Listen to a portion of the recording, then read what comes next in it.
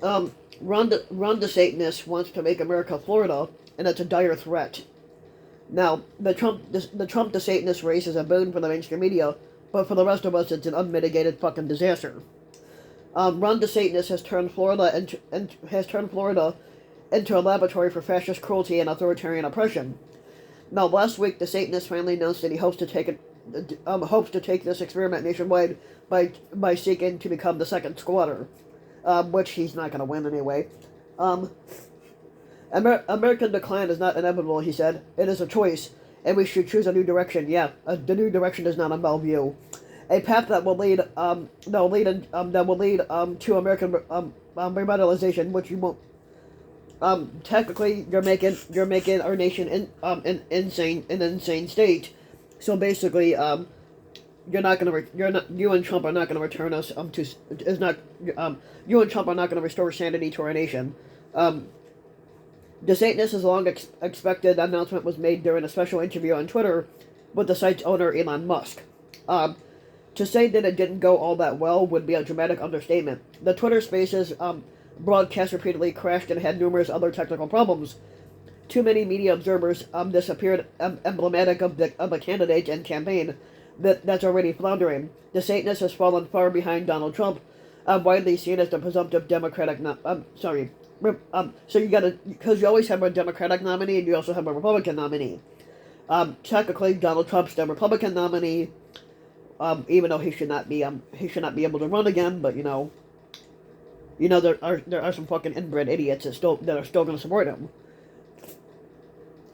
As a statement from the Lincoln Project directed at DeSantis put it, he is going to get absolutely destroyed. Your awkwardness and disdain for people and general disgust with the process won't help, while you're shaking countless hands in distant diners or standing in the middle of a fair posing for pictures with a butter cow. You think you're owed a win, but you're not. But you've never been a check like Trump will wreck you. Your height, your recent and sudden weight loss, your terrible political judgment, the bad advice from domineering advisors will all be a fair game to Trump. He's going to go through he's going to go through you like fingers through pudding. You're too weak and afraid of Trump and his maggot cult members to fight him to win. Now sorry. Now Donald Trump is already boasting about the horrible things that he plans to do to DeSantis as he crushes the Florida governor into rubble and lifts himself back to the White House, which Donald Trump should not be anywhere near the White House ever again.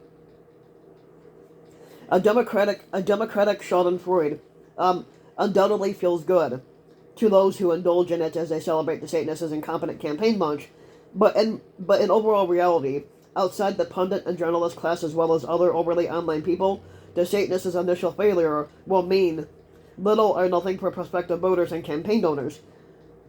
No matter how individual journalists may feel about DeSantis, his campaign announcement is unquestionably good news for the media industry. Like the endless culture of campaigns and elections is closely akin to the Oscars or the Super Bowl, and those spectacles generate enormous amounts of money, and they make media careers. In the wake of DeSantis' announcement, the 2024 Republican primary is now a dramatic contest between the main villain and the protagonist. Trump, of course, and those who hope to stop him or succeed him as leader of the Republican Party and the larger right. Now the mainstream news media will default once again to its obsolete approaches to covering the politics in the Trump era. The horse race coverage of those of who's up and who's down. It's an obsession with minute variations of public opinion polls, scenes at diners and county fairs, the soft-focused personality profiles, town halls, and debates. The pundits that are ready to pounce on gaps and self-inflicted wounds, gossip and rumors, and all the other bad practices associated with both sides-ism. The objectivity and balance that have collectively normalized the entire Republican fascist movement. As media critic Jay Rosen said, and other experts have repeatedly pointed out in a time of democracy crisis, the news media's primary responsibility is to speak truth to power by explaining in clear and direct terms how a given policy or decision by a political actor will affect the daily lives of everyday people.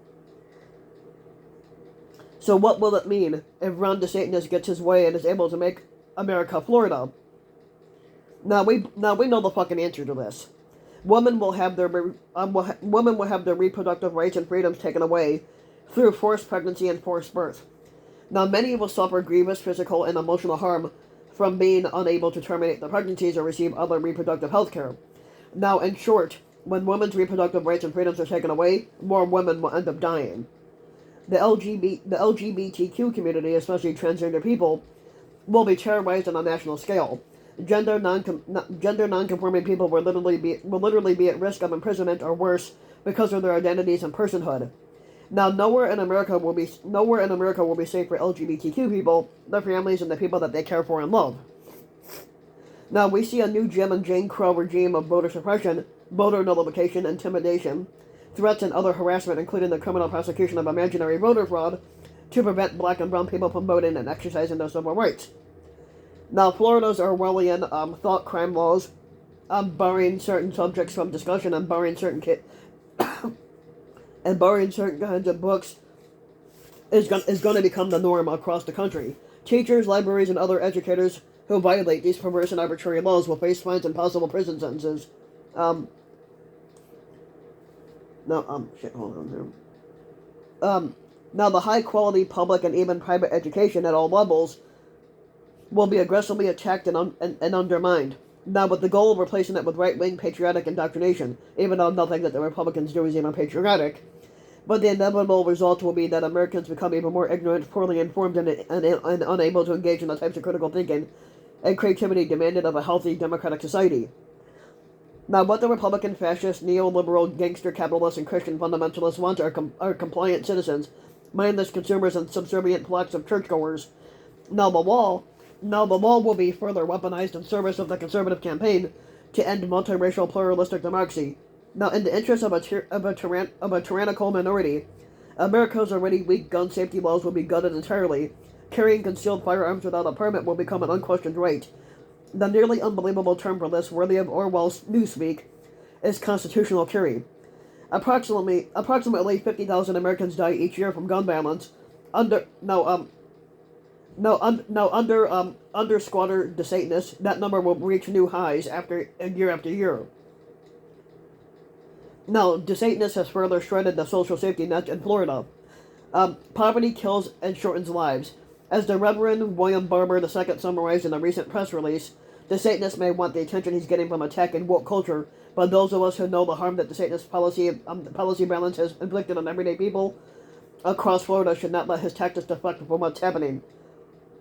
The truth is, the Satanist is weaponizing racism to hide behind his dangerous policies, and that only further the cycle of poverty statewide, harming Florida people of all races.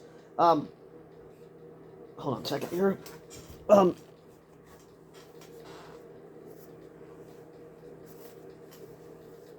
shit. Now, not like Trump, the Satanist has said he would pardon many, if not all, of the January 6th Klan rioters.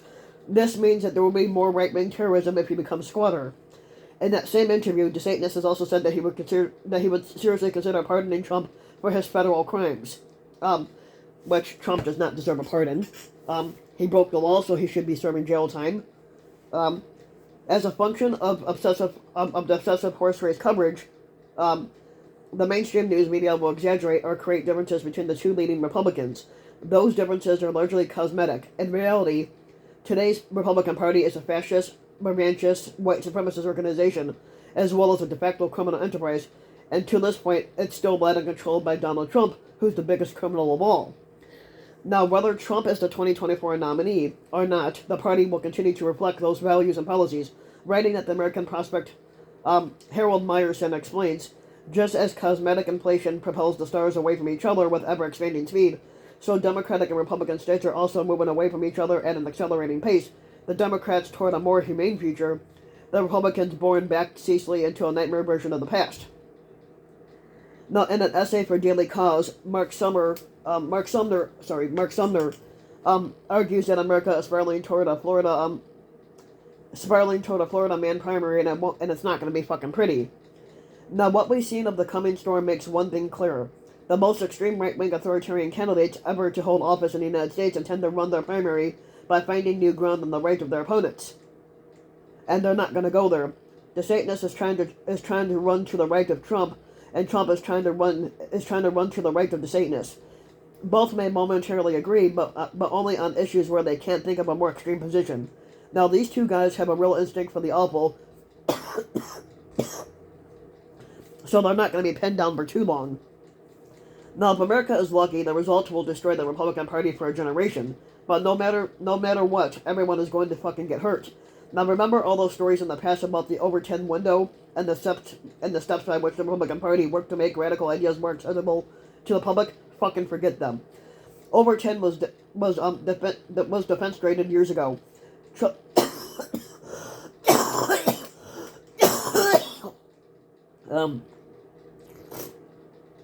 Now, Trump and the Satanists will simply stake out new positions that are more and more awful, and then they'll turn around and sneer at the other one for failing to be sufficiently horrific. Now, maybe this game of authoritarian leapfrog will lead the GOP off a cliff, but it seems a likely conclusion. But it's just as likely to leave behind a long list of positions and millions of Americans to support them, and that are so much worse than anything already expressed. And we can't imagine them from our warm, comfy place here in the oh so stable and reasonable 2023. Now, this Florida man primary is going to fucking hurt us, and pray that the one that hurts most are Trump and the Satanists. Now, Ron DeSantis has been terrible for the people in the state of Florida, even if many people in that state don't yet understand it, and he will be even worse for America as a whole. And that's the fucking story that we are seeing here. But if the American news media were acting as a real guardians of democracy, they would be explaining that reality to the audience on a daily basis, but they're not. Now, in the end, a choice between the Satanists and Trump is like an executioner asking a condemned prisoner if they want to be shot or hanged. Either way, the outcome is still the fucking same. So if you like the video, you can give the video a like and subscribe to my channel, RBW King. You can also hit the notification bell so that you'll be notified when the new video comes out. You can also leave a comment, let me know what you think. And if you want to support my work even further, you can donate to my Patreon link, which you can find in the About section of YouTube. And for just as little as a few bucks a video or a month, your donation can help go a long way, and thanks for listening.